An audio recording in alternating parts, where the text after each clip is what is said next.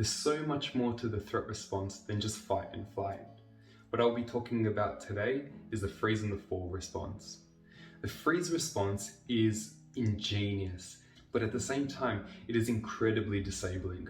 Last video, I spoke about how the fight response occurs from the waist up and the flight response occurs from the waist down. The freeze response, on the other hand, starts from the top of your head to the tip of your toes. You feel petrified. You can't move. There's a truck coming at you. You're a deer in the headlights and you just can't seem to get out of there. The freeze response is really useful from an evolutionary point of view. The reason it's useful is because the body tries to camouflage itself. We see it all the time in the wild, especially when a person goes hunting for deer. The deer may stop its head up and scan the environment when the person has it in scope and is pointing a gun at it.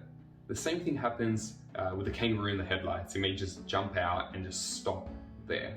It feels adrenaline coursing through the entirety of its body, and humans feel this as well. Think about the last time that you had an argument with your partner and you were just sitting there frozen, not quite sure what to say, whether to argue back with them, whether to get out of there. You may have just chosen to stop and to stare, mind boggled, not quite sure how to proceed. That's a tricky one, because when you're frozen, your body has taken the next step forward. There is no response. There is no escape. You cannot get out of there. And when you cannot get out of there, the best thing to do is to blend into your surroundings. That brings us to the fall response. To fall means that your body has just given up. It has, to use a clinical term, dissociated. It may still be conscious at that time, but the way that it folds into itself, with a slouch of the head, with a drop of the shoulders, with a deep exhale and a cuddling of the knees, the body falls to preserve energy. At times when the stress becomes too great, the body may actually faint. There's a story that I came across in a wonderful book written by Peter Levine. He recounts the experience of a person who was attacked by a tiger, and the person's body completely froze and then it became limp.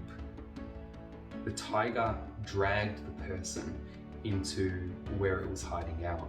The person was conscious throughout the entire process, but he could not feel the pain of the tiger as it dug its teeth into him. The tiger was eventually scared off, and thankfully the guy made it out alive. And that's when the body came back to its senses. You might ask, why does the body do this? The most obvious answer is to preserve energy. Once the body preserves energy, it slows down the heart rate.